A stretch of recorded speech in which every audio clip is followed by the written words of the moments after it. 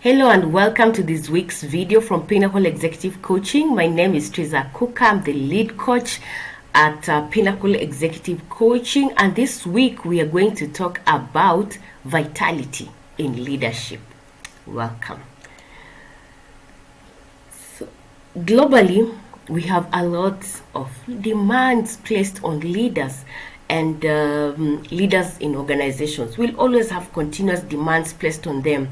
Talk about cultivating teams, building that organizational culture, laying out a proper vision and following it through, managing the bottom line, caring for the employee well-being, and just ensuring the organization functions positively.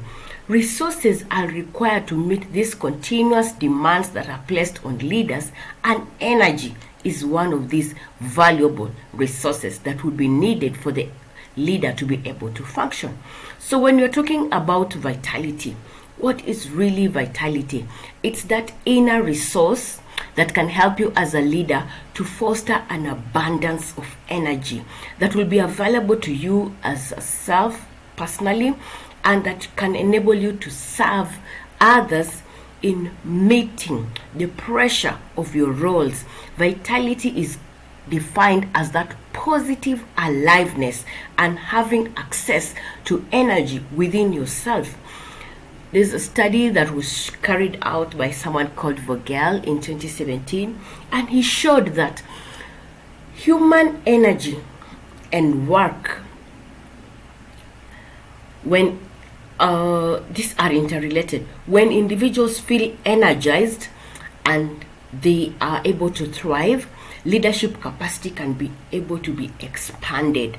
That human energy that runs through you is both generative and it is dynamic, and it generally benefits the leader, the work, the teams, the organizations.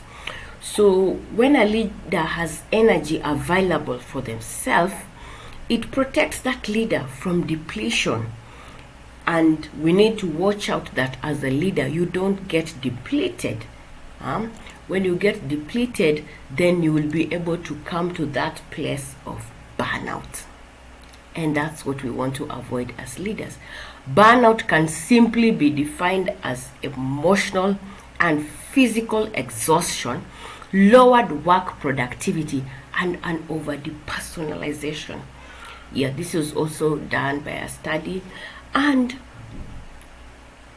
several people have gone out, like the Harvard School of Business, Stanford School of Business, and they have been able to even compute the costs of burnout to organizations, and it can even go to very staggering figures like 190 billion every year in healthcare costs in the US alone. If you just look at the cost of burnout that will arise from leadership burning out.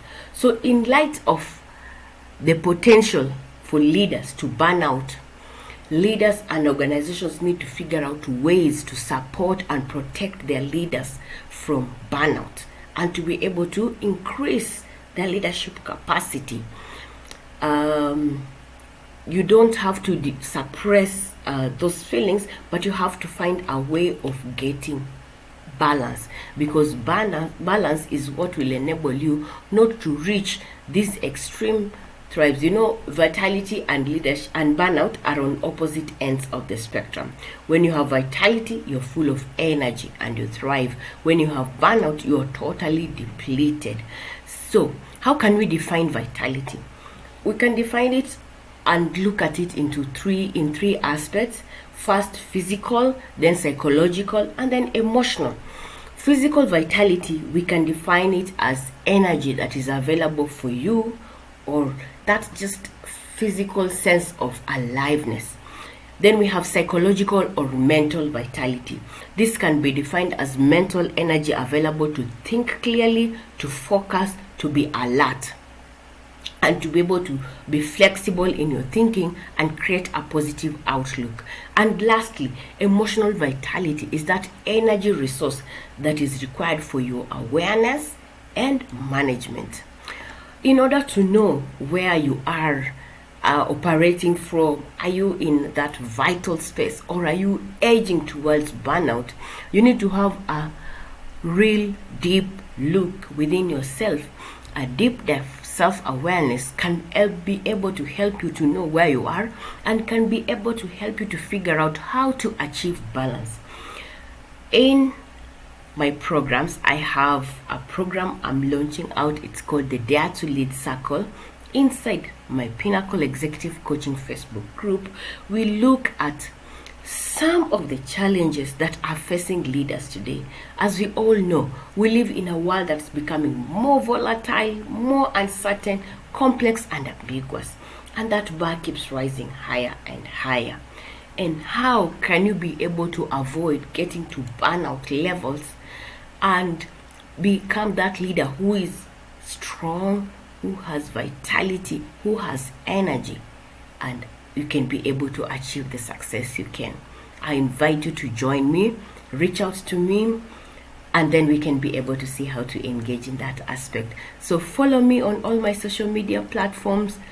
Send me a message. We'll be able to get to see how we can do a deep dive awareness for you, so that you can be able to get to the next level and avoid a burnout.